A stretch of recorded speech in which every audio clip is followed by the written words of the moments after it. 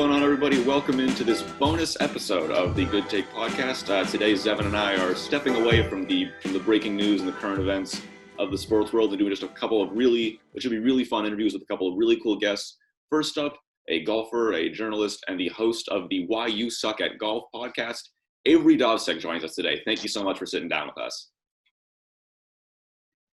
Thanks for having me on. Yeah, thanks for stopping by. We're really excited to talk to you about your experience with podcasting and golf and sort of what we can do to get better. We've just both really recently started taking up the game, so we're really looking forward to seeing how we can get better. So we have the addiction where we're absolutely we're in it. Yeah, exactly. So just to get started, I guess what made you get into golf and get interested in it? So growing up, I was actually a volleyball player. I'm pretty tall. I'm 5'10", and I was addicted to volleyball. Like, loved it. I was pretty good. I was an outside hitter, and as I got older, we realized volleyball was a really expensive sport. And a lot of people don't know that, but when you're on a club team in California, because that's where I'm from, it's about $4,000. Well, this was back in the day, like when I was interested in playing, but $4,000 for a club team season, and then not including travel and all that. And that was just a lot of money for my parents to justify for like a seventh grader. And so I played at the beach a lot, and I played with my uncle who still is a really good volleyball player, and he kind of trained me. And then my dad really wanted me to take up golf. My dad would golf like once a month, like wasn't super serious about it, but he realized like how many scholarships and how much like room to grow there was for female golfers. So he asked me to take it up, and I hated him for it. Like for months and months and months, like we had the worst relationship.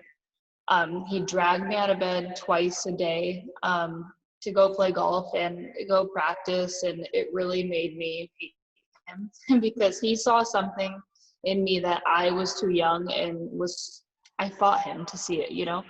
So he even said to me, I remember, like, I'm never going to come watch you unless you make varsity freshman year of high school. So that kind of fueled my fire a little bit when he said that, because all I wanted to do was prove him wrong. And I worked really hard at it. I ended up making varsity my freshman year of high school, went on to be team captain, MVP, go to our state trials, all that. And then it was time for me to look at colleges and stuff. So I wanted to go somewhere completely opposite of California. And I wanted to throw myself out of the bubble we call Orange County, because that's where I live. Everyone's kind of the same. So I wanted to put myself somewhere different, which is why I started looking at schools on the East Coast.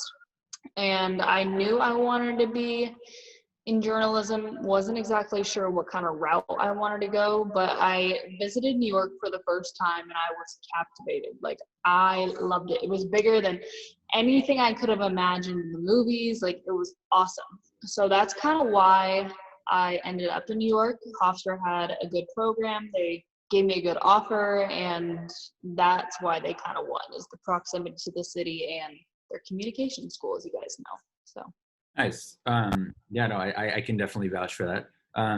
So I guess, your passion is evident, and getting into sports media is your dream, just like it's ours. How did specifically the name for the podcast? I laughed when I first saw it, the Why You Suck at Golf.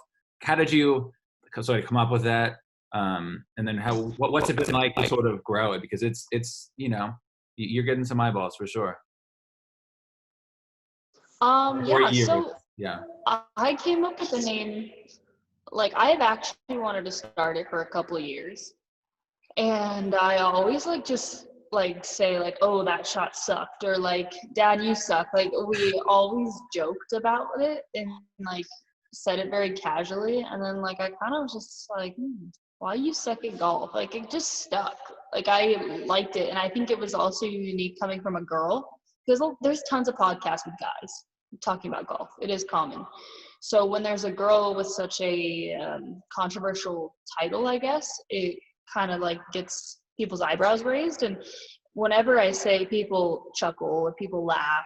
They find the title humorous, and that was the goal. And at first I was going to do every episode like on a new thing of like why people suck at golf. And now it's kind of just like I do it whatever I want, because I realize, even that's the name, and people might click on it to find out why they suck at golf. It's my podcast at the end of the day. I don't have to follow any rules or guidelines. This is my thing, my platform to express what I want to talk about. So that's why I've had on some journalists, some professional players, some tour caddies. I have some awesome people lined up. I have like 4 or 5 episodes ready to go. I'm just like wait to roll them out.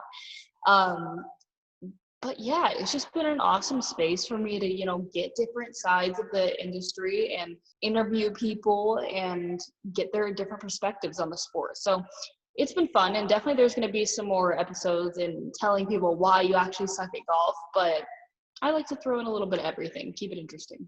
Really, really quick, do you have like a favorite guest that you've had so far, or that you will have?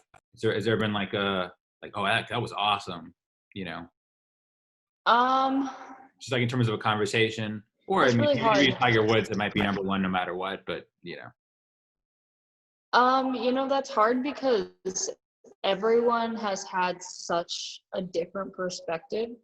I had Webb Simpson's caddy, who Webb is a professional golfer on the PGA Tour, and he just won a very large tournament. So speaking with his caddy was awesome, because his caddy is such a good geek for golf and has such a great personality that it was just an awesome conversation. And, I not only do I feel like my listeners could benefit from it, but I truly benefit, like, listening to what someone of that level says. And I definitely took away some stuff. So I think from a golf standpoint, that was my favorite guest so far. And it was fun to listen to. It was fun to record. Like, it was so easy. Like, when conversations are easy, it's gonna be a good episode, So I have some good people, though, I'm really looking forward to recording with.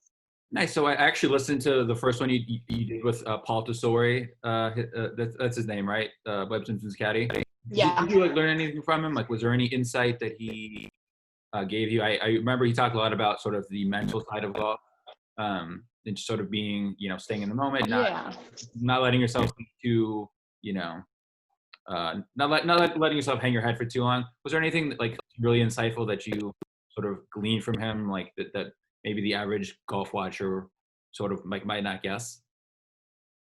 Yeah, so I think the biggest thing for me, and it's such a maturity thing. Like, I've always been really mature, but I'm also very competitive.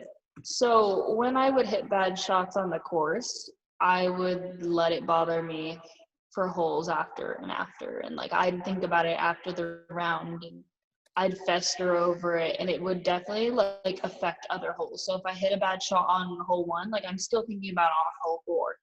And as I've grown older, I've gotten a lot better at like letting it go, and just, it's just golf. It's just a sport. Like, bad shots are going to happen. Like, there's even a book called Golf is Not a Game of Perfect. Like, that couldn't be more true. So he said something super interesting, which was like, him and Webb have a 10-second period where they allow themselves 10 seconds to get mad about a shot. And then after that, there's no more discussion about it. And I thought that was really cool, and something I even talked to my team about, because now I'm a team captain. And I said, guys, like, we should like think about trying this, because a bad shot can really ruin other holes if you let it. So that whole 10 seconds of like, you can get as mad as you want for 10 seconds, but after that, let it go, was an awesome thing to hear. Yeah, definitely. I think I might have to start trying that in my game, just to make sure I don't stay out of my own head too much. Kind of going off of that, Zevan and I are really both really novices when it comes to playing golf, and we actually gave you a chance to look at our swings and our sort of technique on the range. I don't expect you to sort of remember what we looked like perfectly, but do you have any sort of notes or feedback for us? Why do we suck at golf? Yeah, exactly. So my biggest feedback is, Zevan, not to roast you, but you were playing golf, not basketball. So number one, ditch the basketball gear, because if you look good, you feel good, you play good. So So can I that's say going to really be fast? step one. The reason I wore it is because my first 2 times playing, I was terrible, and like Steph Curry's a really good golfer, and so I figured, like I thought might get some good mojo. That was my thing. But you're not wrong. But that was So my. you were channeling. Okay. Exactly. Okay. My mom thought it was ridiculous too. So my biggest thing for you, Zevan, was just standing too far away from the ball. So when I'm sure you hit it to the right? Yeah. Your driver. You hit a lot of your shots to the right. Yeah. Yeah. So you're standing a little bit too far away from the ball. But if you like move up, like move your feet like 3 more inches, you'd probably hit the center of the club face a lot more. But your swing wasn't bad at all. And then Alex, my biggest takeaway for you was just working on slowing down your backswing, because slowing it down is really going to set your hands and set everything and make it a lot easier to come through the ball. So like not trying to rush, and like a big thing to help is like exhaling before you hit the ball can really help that. But yeah, that's my biggest takeaway. So then are mistakes common then? Like what sort of mistakes do you usually see from people who are beginners? What are like the most common, like classic, like of course, like he has his hands. Like I've seen, even at the golf range, I've taken a few lessons and I've seen other people doing the same drills that my teachers had me do. What are like the common, like sort of mistakes that you see from people who just have no experience at all? The biggest one is people want to see the result of their ball before they hit it, which I find very fun, because how can you look at what you just hit before you hit the ball? And a lot of coaches say like, keep your head down. But what I like to tell people to do is pick a dimple on the ball and stare at it, and don't let that single dimple leave your sight. Another thing is like when you line up to the ball, try to focus on keeping your head an inch behind the ball that's set up. So that like more, instead of like people pounding like keep your head down, those 2 things are kind of going to do it naturally, because you're going to be so focused on staring at that target, and keep your head behind the ball is going to like just get everything kind of flowing in the right direction. Another big thing is a lot of baseball players who are transitioning into golf like to pull, if you're right-handed, they like to pull their left foot off the ground in their backswing, and then opposite if you're left-handed. You need to keep both your heels on the ground in your backswing. That's just like something you gotta do. What else? I don't know. The main thing is just the head. Like people just really lift their heads because they're so like curious to see where their shots go. Yeah, I mean, if I had a nickel for every time I've been told to keep my head down and not look at the flight of the ball, oh boy. So like sort of kind of on a related note to that previous question, what advice do you have for like beginning players who are just looking to improve their game of things they can do to get better? Practice. Stop going and getting a tee time for 18 holes when you haven't gone the range. If you have no fundamentals, you're not going to play well, period. So you need to practice. That's like, it's just so like repetitivity, and practicing is just going to really dial it in for you. And also having like, your confidence grows from your practice. So you can't just go out and get a tee time and be like, oh, I'm going to do super well today. No, you think you're going to do super well today if you go on the range earlier and you've been hitting it perfectly all day.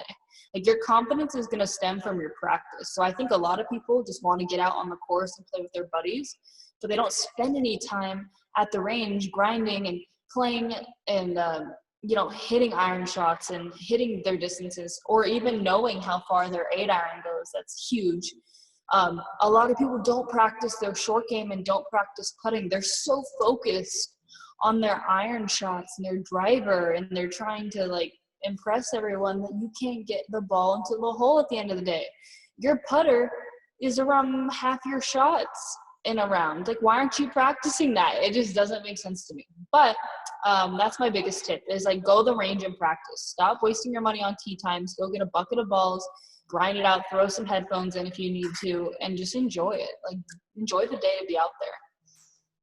Hey, so what's your favorite club to use like for your second shot? I know I have like a 3 hybrid.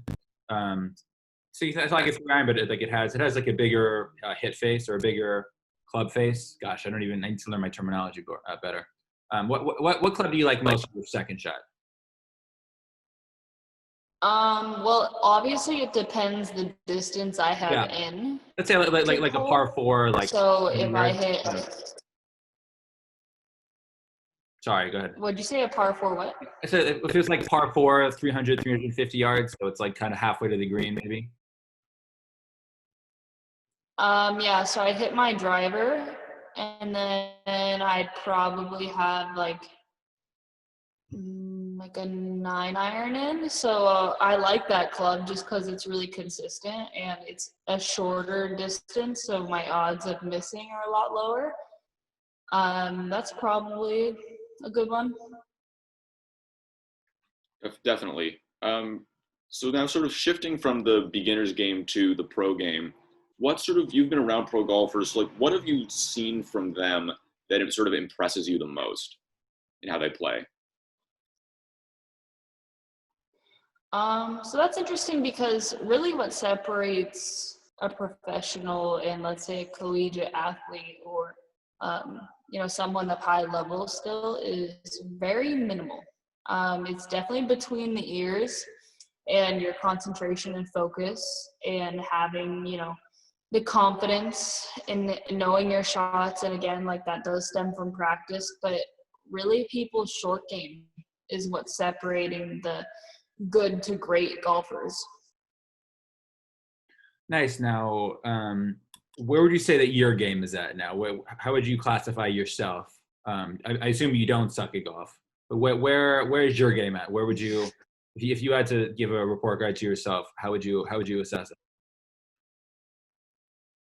Um, it's tough because I'm a little bummed right now because our season just got canceled for the fall. So the CAA and Hofstra announced that all fall sports are done, but it's not where it should be. I mean, because of the pandemic, I have been out of competitive competition for quite some time since the beginning of March. And now I don't know when my next competition will be, if it's going to be in the spring. That's an incredibly long time to go without playing competitive golf. Playing around with your friends is very different than playing around with opponents. Your whole mindset is different. You can't replicate that really, that amount of pressure you have. So it's not great right now. And it's just kind of being bummed and like I'm letting it fuel my fire and it's nice because I have all this time to practice and get better, but it also sucks to not know when the next time I'm going to play competitively is. Now, what do you think of Colin Morikawa? He has more wins than he has missed cuts. He has, I think, the second longest made cut streak to start a career other than Tiger. Like the dude is a stud. Do you see any Tiger in him? What are your sort of assessments of him so far? What are your thoughts on his game just in general? I think he's really going to be a star player. Like he already has shown us that he's a star player, but I think he's going to be at the top of the leaderboard for a long time to come. I mean, his swing is beautiful, and he was holding like the milkshake. I thought that was funny. He just seems like a good guy, and like honestly, to be good in the PGA Tour, you have to be likable because when fans start coming back, you don't want to get booed. He carries himself well. He plays a great game of golf, and I think he's really going to be a contender in the top ranks of the world. Mm-hmm. And you mentioned Zevan. You mentioned Tiger a minute ago. In the match against Phil Mickelson, we both thought he looked really good. Like as good as we've seen him in a long time. Do you think he's back in that top tier of golfers? I think he is. I think he is a machine. I think he hits the ball and he just knows golf, and that sounds so dumb, but he is a machine. He is built for this game. He has shown everyone what he's capable of, and I don't think he's done yet.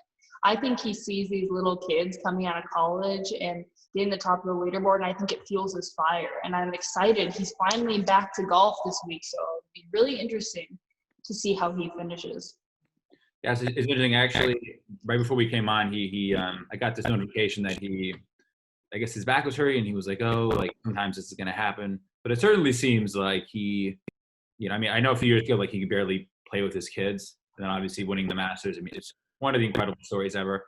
As you start to wrap up here, what we have to, if we're talking to someone, who's in the golf world, we have to ask, the obligatory Tiger, Jack Nicklaus question. How many majors will Tiger Woods end up with, and will he pass Jack Nicklaus? What is your crystal ball? What's it telling you? I think he will pass Jack Nicklaus. As far as how many, I don't know. I think he could go on a pretty good streak, though. But it will be interesting to see how he does without fans, because, if you've ever been to a professional tournament, there's a Tiger roar when he's on a tee box. Like, it must get him going and light his fire. So I think it's going to be really interesting to see how he performs, and if that is a contributing factor to his success in having all those fans. I guess we'll see as this pandemic unfolds. If no fans are not permitted still, we'll really see how he plays. But I definitely think he has the capability to pass Jack Nicklaus. And then before we wrap up, what other big name is going to have like a big next year or 2 years, would you say? Like if you want to go like Rory, Jordan, or like amongst like the big names, like who's really going to start playing well in your mind? So a big name in the media right now is Bryson. He put on a lot of weight, whether that be muscle or fat. He put on a lot of weight over quarantine, and he's hitting the ball miles. So I think he's going to be a lot to talk about. And if that does give him an advantage, we'll see.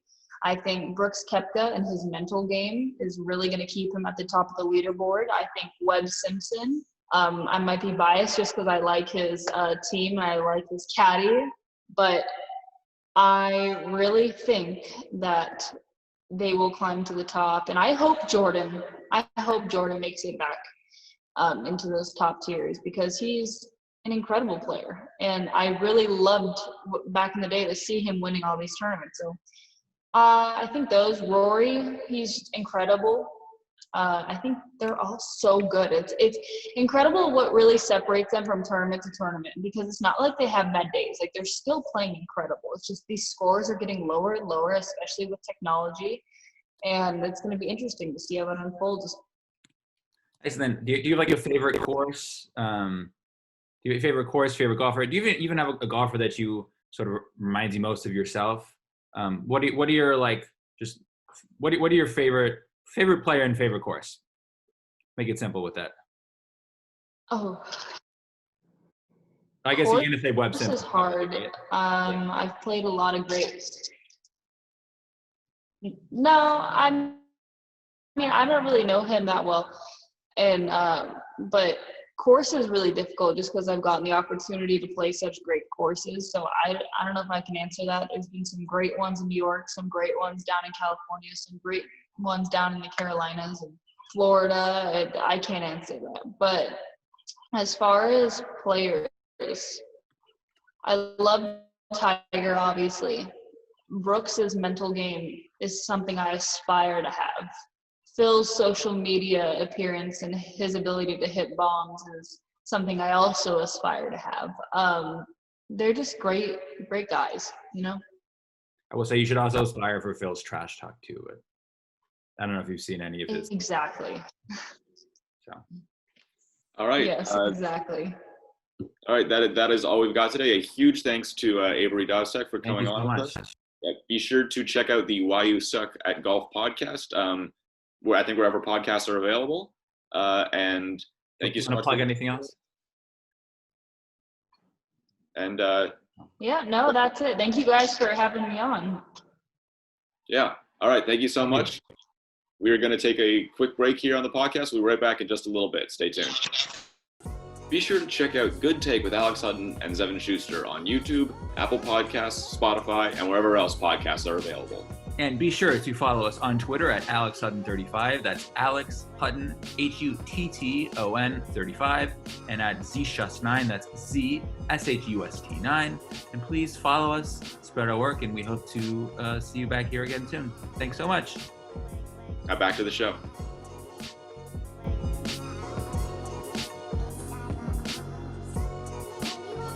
And welcome back to the Good Take podcast. Now we are joined by Brady Silverwood, who, among other things, ran across the United States of America, not figuratively, literally, over 7 months, ran over 3,000 miles.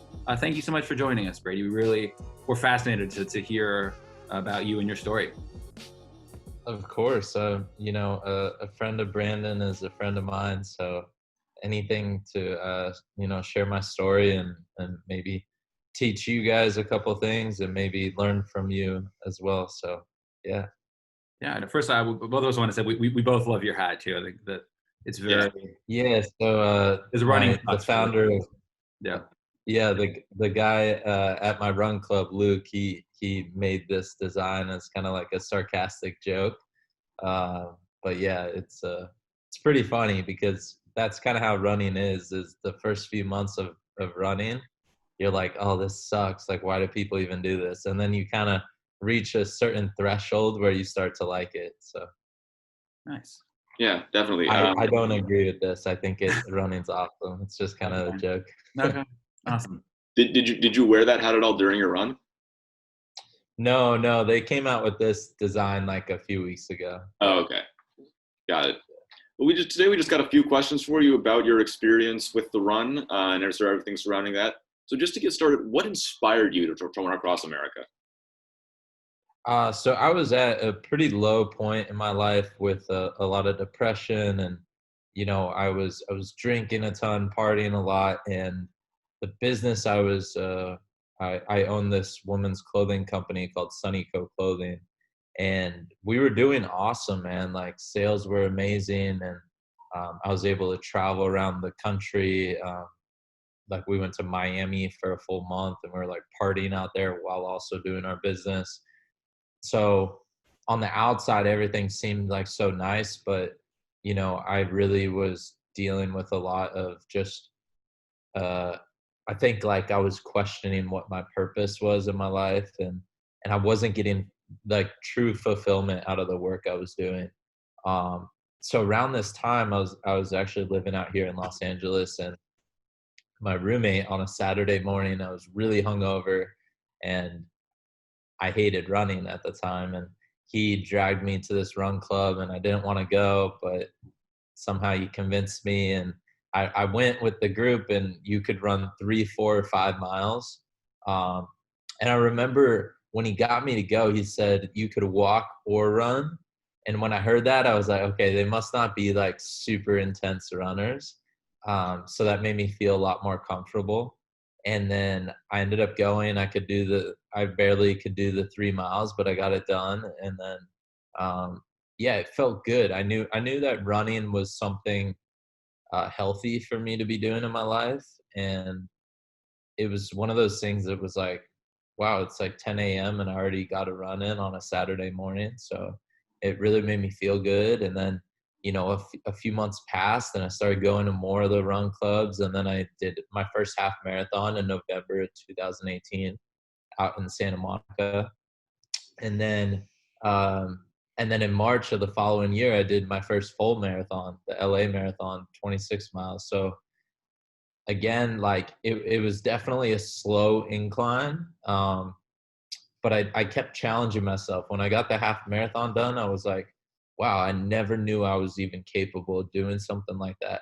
So I started to think, what else has my mind told me that I can't do that I actually can, So I really started questioning that stuff. And then, in March was when I just wrote in my notebook. I woke up this one morning and I was like, that same guy that could barely do the 3 miles just a couple months ago, and that was going through a lot of depression, like, what if that guy could run 3,000 miles and just show himself and everyone else that, anything's possible. So it kind of became that mission of 3 to 3,000. And I looked it up. The U.S. across was about 3,000 miles. And yeah, man, from that point on, it was like I didn't tell anyone about it for a full month.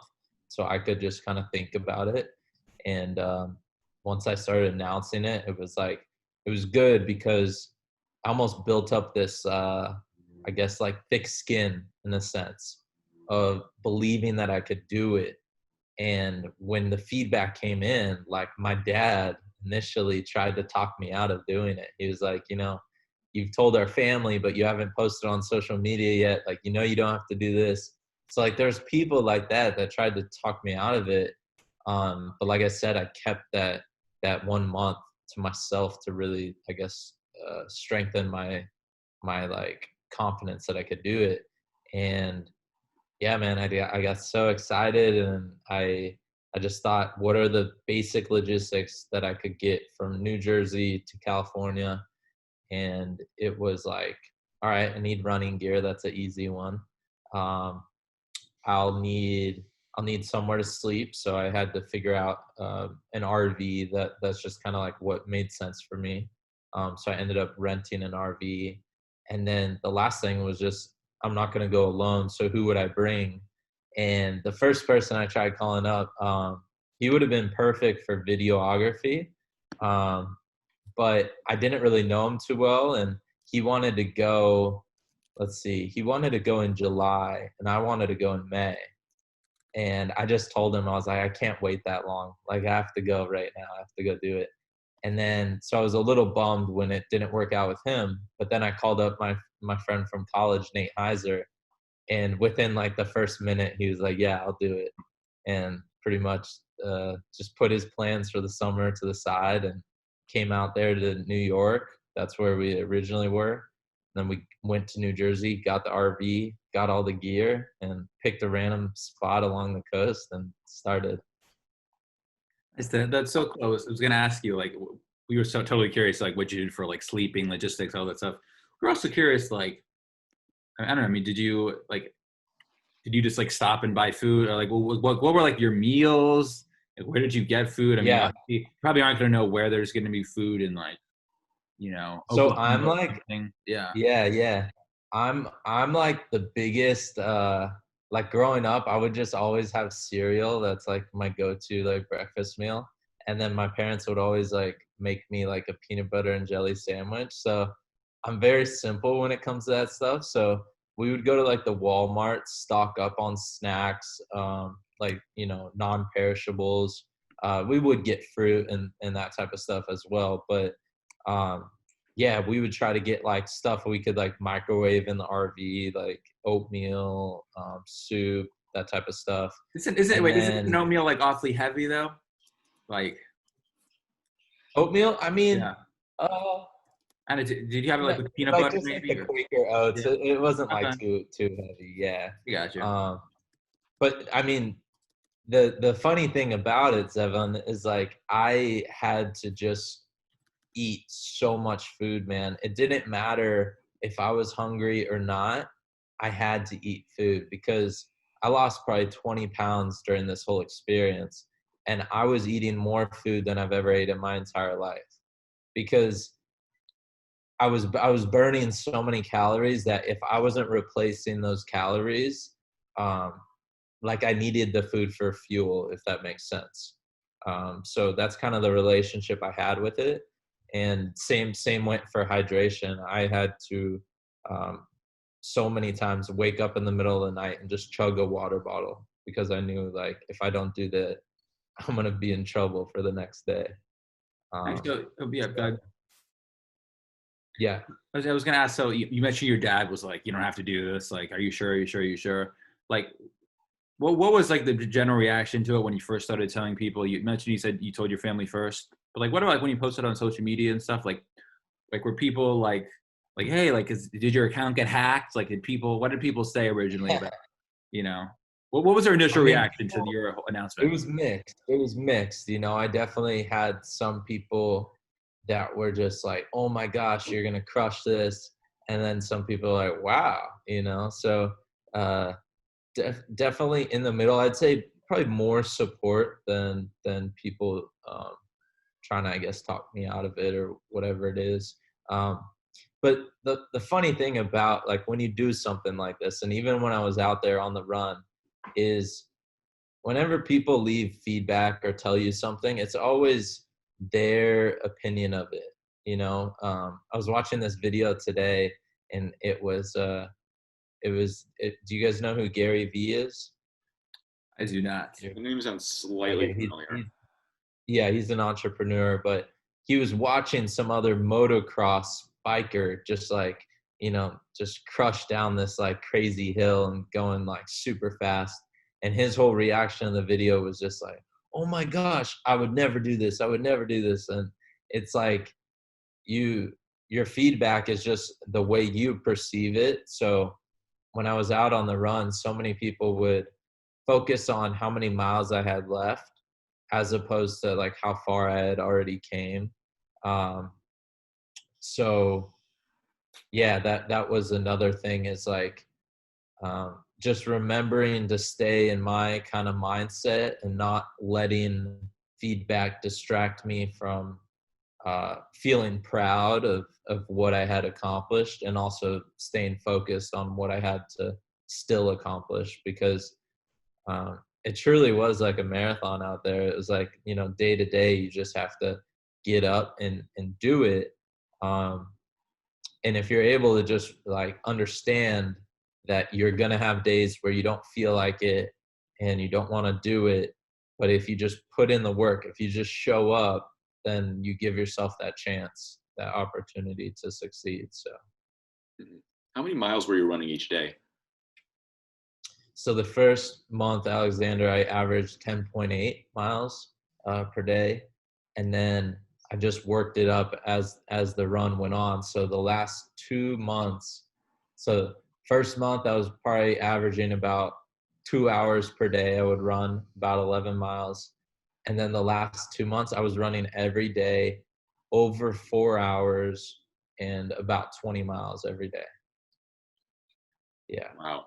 So the most miles I ever ran in my entire life, I've never, I don't think I've ever run more than 5 miles at any one time. So to be running 20 a day is.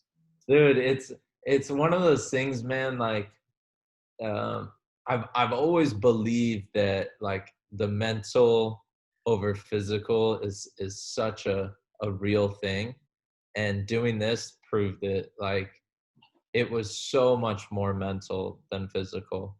I would even look at my body through the journey and like look at my legs and be like, wow, I've never seen muscles like this on my body before. So I almost felt like I was just along for the ride.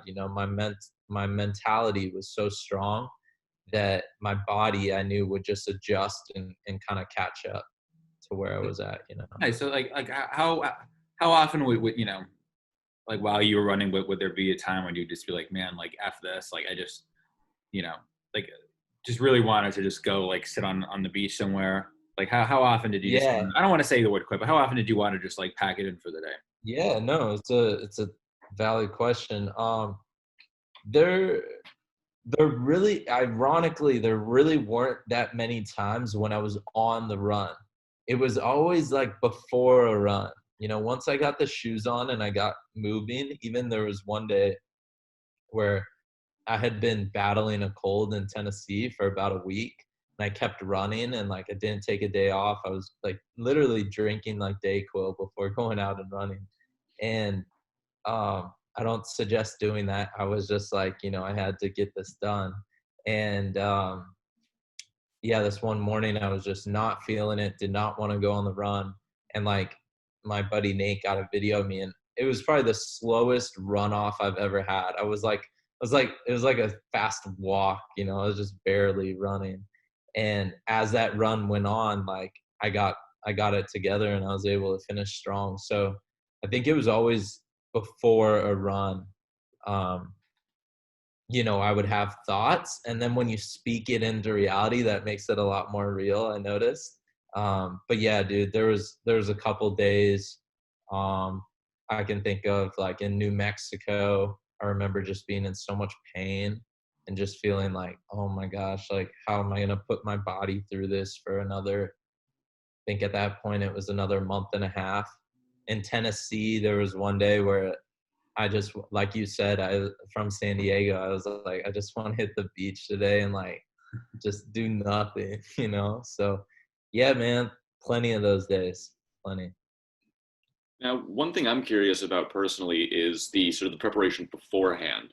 What was the training and the diet like in the time leading up to the run? So that's another wild thing is I was training for a half Ironman and a marathon in March. Uh, so the beginning of the year, I was working out a lot. As far as running goes, though, like I look back on my miles in the month before leaving, so April of 2019, I was only averaging 3 miles per day. So I was in decent shape, but to almost I heard someone else say this, and I think it's a perfect explanation, is my training, I almost did the training during it, if that makes sense. Mm-hmm. I get it. I You mean, know what I especially mean? about like the It's almost gradual something you really increase. can't train for because Yeah. it's such a long run. Yeah. Nice. Yeah, definitely. Now, did any of the stops along the way particularly stand out to you? I'm thinking about that from like more sort of a human perspective, like any of the people you encountered, any stories from that you Yeah. remember? I mean, West Virginia, if you guys have never been, it's beautiful. You definitely hear all types of things about, you know, maybe some drug problems that they have out there, but we had a great experience in West Virginia. We actually ran through this small town called Richwood with 2,000 people, and it just so happened that there was there was a long stretch in between the towns in that area. So we stayed in the one town for about 3-4 days, and like I had to pretty much to put it in perspective. Say I finished my run 30 miles away, we'd go sleep in that town for the night, drive back like 15 miles the other, or 30 miles the other day, and then I'd run 15 more and then come back to the town and then go back 15 the next day. So we did that and finally got through the town after like 3 or 4 days. But we literally met like a couple of the store owners. We went to like a local concert. They gave us a tour of their firehouse, one of the firefighters there.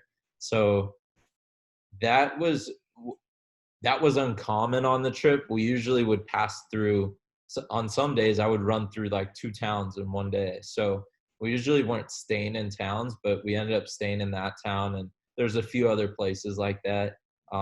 And yeah, man, people, once they, I mean, even before they heard the story, they were really friendly. And then once they heard the story, it was like, they were just, you know, would pay for our meals. They would give, I was raising money for charity, so they give me money to towards my charity. And yeah, the people, the people that were placed on the run helped beyond my understanding at the time, because I was so focused on the run. But looking back on it, they added just so much depth to the trip, and really gave me that, I guess, support. And at times I needed that to get outside my bubble that was always just focusing on the running. I needed that kind of relief to just enjoy a concert or whatever it was. That was really important. Yes, it's funny. Like you mentioned, like the other people, and Alex and I were talking last night about like, oh, it must be fun, you know. So you're at a restaurant, and like, oh, what are you guys doing here? Oh, I'm on vacation with my kids. And then how about you? Oh, I'm just running across America, you know. Like how did Yeah, man. like how did that go? Like, did you have any times like conversations like that? Like, I have a really funny story. So yeah, no, let's hear I it. was running. It was probably in I think it was New Mexico, and I was running on the 10 freeway. And Oh wow. you keep in mind, most of the freeways that I would be running on were not like state highways, so you were able to run on them. And then once I got into New Mexico, I was running on the 10, and you're not supposed to do that, but I was just like going for it. and they actually didn't pull me over, police, till I got to Arizona. So I literally ran through a good part of New Mexico on the 10. And there was this one truck stop I'll never forget. And it was just to the side, and I saw some dude outside his car, and I ran by him, and I was like, where are you going? I just yelled at him. I was like, where are you going, man? And he was like, I think he said something like, I'm going to Las Cruces. And then I was like, oh, nice. I just came from there. It's really nice. You'll enjoy it. And I just kept running. And I thought to myself, we're in the middle of nowhere. So he's probably thinking in his head, where did this guy come from? Where is he running? And yeah, it was funny for me. I don't know if he realized what I was doing, but He probably thought you were full of it. We get so many funny responses. Some people would just be like, wow. Then some people, it would like go right over their head, where it was like they would give us no reaction, and it was almost like they didn't really process what we said. And then other people just straight up didn't care. But majority of people were pretty blown away, though. Nice. Yeah, I'm sure. Now, something we were curious about is we both have horrible sense of direction. Was there ever a time? Too, man. How did you deal with navigation? Was there ever a time where you got lost or made a wrong turn or something like that? It's like, wait, you don't want to run an extra few miles because you got lost, right? No, I have to give credit to Google Maps, because thank God, I used Google Maps walk-in directions the whole trip, and they only led me astray like 2 times, or maybe 3. But overall, I mean, every day they're pretty spot on. There was a time in Arizona where they wanted me to run through like a U.S. Air Force base, and like, dude, they led me to the gate, and I'm just like, are you kidding, Google Maps? I can't just go through here. And like, sure enough, like the Air Force people came up to the gate with their guns and everything, and were asking me like, what are you doing here? And I'm like, dude, I don't know. I'm running across America, and Google Maps led me here. But no, all in all, like Google Maps crushed it. So if it weren't for that, man, like, geez, it would have been a lot more difficult. And I would just charge. That was another thing. I was able to charge my phone overnight in the RV. So every run, I was pretty much working with like 100%. I had a couple runs where I would have to go to airplane mode, and maybe I would be lower, but I didn't have one run where my phone ran out of battery. So you would just like run with your phone in your hand? So I'd always put it in my pocket, but that's another weird thing is I got very used to running next to like close to cars. I got very used to just like running, holding my phone up. I would be like FaceTiming people. And like, it got to the point, man, where I would be not FaceTiming. I would be calling someone, and they wouldn't even know I was running. I'd be like, yeah. You didn't sound out of breath at all?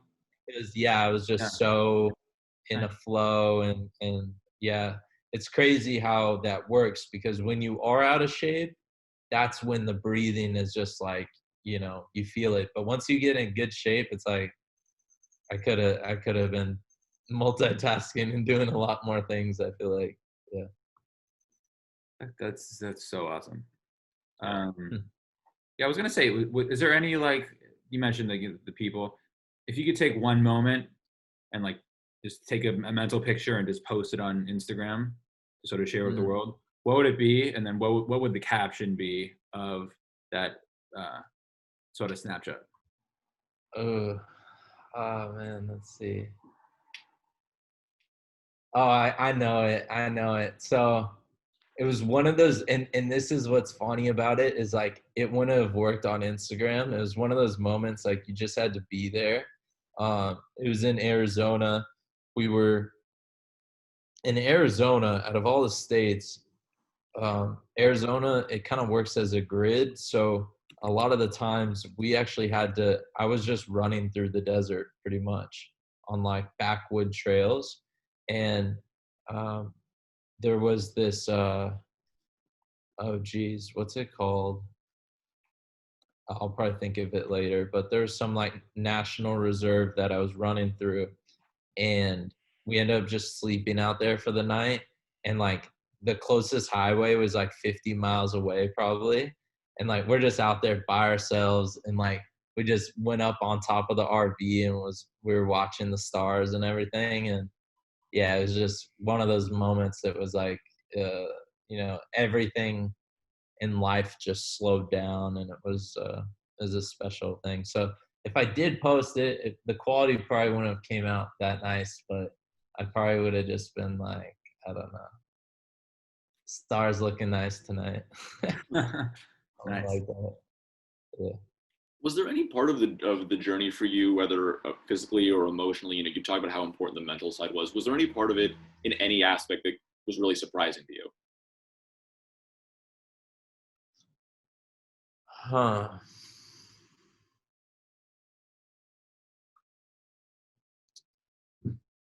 I knew there was going to be a lot of injuries and pain, so that part of it didn't surprise me. Um, I knew I was going to have to eat a lot. That didn't really surprise me.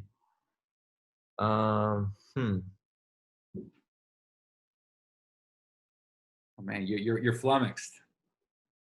If there wasn't anything that But particularly Yeah. surprised you, that's fine too. I mean, yeah, I mean, and I'm not trying to act like I knew it. I right. knew No, nothing no that was problem. going to happen out there, but maybe the hydration. I going into it would not hydrate that much, and I think I realized early on that if I didn't hydrate out there, there was one run that I did in I think we were in like Virginia, and I was running real good, so I tried to like beat my personal best half marathon for the day, and I ended up like almost having like heat exhaustion, like a heat stroke or something. I was just so out of it, and I had to drink Pedialyte. I told Nate, I was like, it was also like in the probably high 80s or 90s, and he got like some frozen towel for me. So yeah, I think early on I just realized that hydration was going to play a really big part in it. So maybe that would be a surprise. Um, I mean, I really didn't think finding anywhere to sleep at night would be hard. And it really wasn't. We had maybe a few times where like a parking lot security or a police officer would come by and make us move, maybe like 3 or 4 times.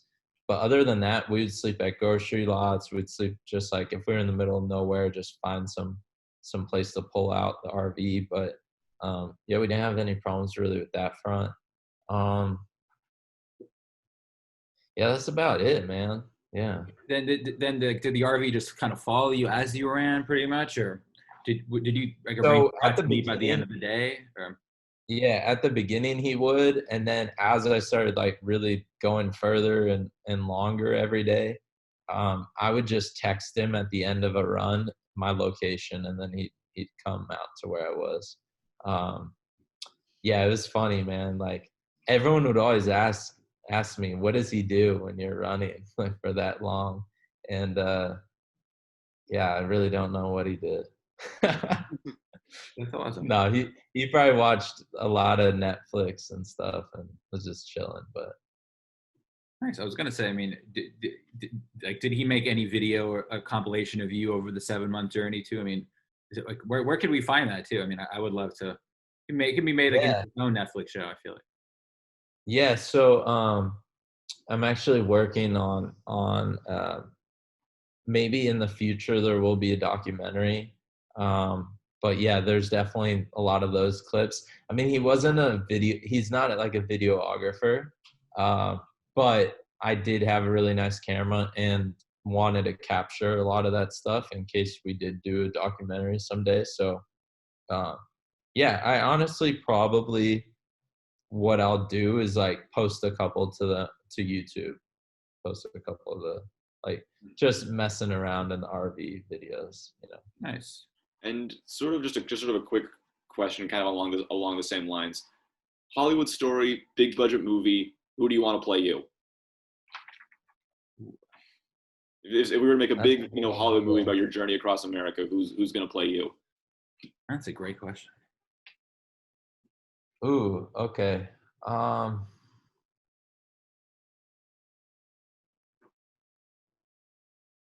you guys seen the show? And I just think of this because he doesn't like 100% look like me. I think there's a little resemblance. Have you seen the show Atypical?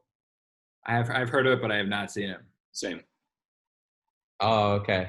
So the main guy's sister's boyfriend, he's like got blonde hair, and I think he actually played a runner in another movie. But he's probably around the same age as me. A little, maybe he's like 27 or something. But yeah, as far as resemblance, and he has been in a movie where he was a runner, so maybe him. I don't even know his name. Nice. I was gonna say you look a little bit like Shaun White, the snowboarder. Do you ever get that? Occasionally. Yeah. I mean, now I'm honestly seeing it with the hat and everything, and the hair. Yeah. How often did you guys like take a rest day? And then how, I don't know, like I guess towards the end you seem like you ran every day. How did you regiment it, at least as you were sort of getting acclimated? So I tried to just take rest days when I felt like it. So I went into the whole thing like, I think honestly the first few weeks I was thinking I'm not going to take a rest day, which was just crazy. That's like that's what everybody says, right? Yeah.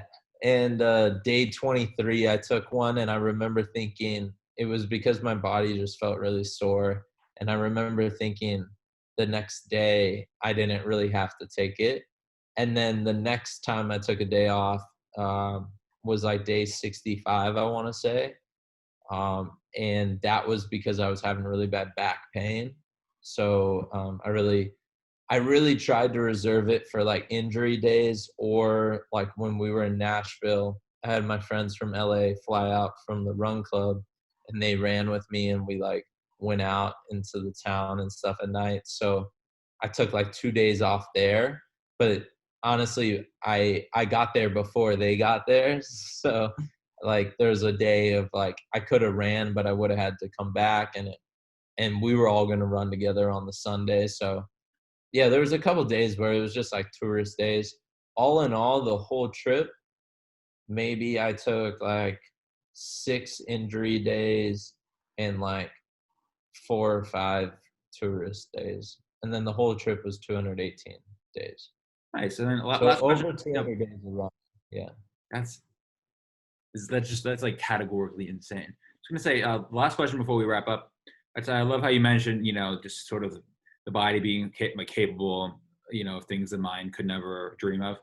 I don't know if anyone out there happens to listen to this, who just has a dream. What would be your advice to just, achieve the, proverbial unattainable? What's, how would you approach it? For anyone who's young or older, yeah. Something I'll say, and like, again, I know this is true, and someone might be like, oh, this guy, maybe this isn't true, but I know like for a fact, I really like truly never even thought I was capable of doing a half marathon. Like that was not in my wheelhouse of I can do this. So what I would say to you is when you see it's very easy to compare yourself right away when you see someone achieve something so great. But a lot of the time what society doesn't focus on is like all that hard work that they had to do before they got to where they were. And along the way, I would just set small micro goals, and if you don't get it right away, don't get discouraged. If your goal is to say lose 5 pounds in a year, and then a year's passed and you've only lost 3 pounds, like keep going. Like you don't have to stop just because you don't get to that number you want to get to, and keep. I think you don't necessarily need to believe you can do it. There's many times I didn't even believe 100% I could do it. You just have to believe that there's a chance. And I think that's a big key, is like just wondering, what if I could do this? And then, you put in the work and anything's possible. Awesome. Thank you so much. Is there anything that you want to plug? Any social media, anything? I mean, I do have a new book out called 9 for 9 on Amazon, for $9 paperback, $5.19 ebook. So yeah, it's all about the 9 lessons I learned running across America in 9 pairs of running shoes. So yeah, if you guys want to check that out, I could use more reviews on it. Right now it's Really? #1 in new releases for running and jogging on Amazon. So yeah, could use all the support there. But no, this was amazing. I'm glad Brandon connected us. And Yeah, me too. if you guys need anything else, just let me know. Hit me up. Also, my mom works at a bookstore, so I'll definitely turn her on to the book. Oh wow, that's awesome, man. Yeah, I actually ordered a ton of author copies, so I get it like on a huge discount. So I'd be willing to ship some out to your mom. I would if love you to. want. Yeah, I'd love to check it I out. got to let you know. Yeah, awesome. Well, thanks everyone. Please subscribe to Alex and I on YouTube. Check us out on Apple or Spotify, and then follow us on Twitter as well. And then go get Brady's book. Go get it and order as many copies as you can. Awesome. So thank you so much, man. Yeah, of course. Have a great day, guys. Thank you. See ya. You too.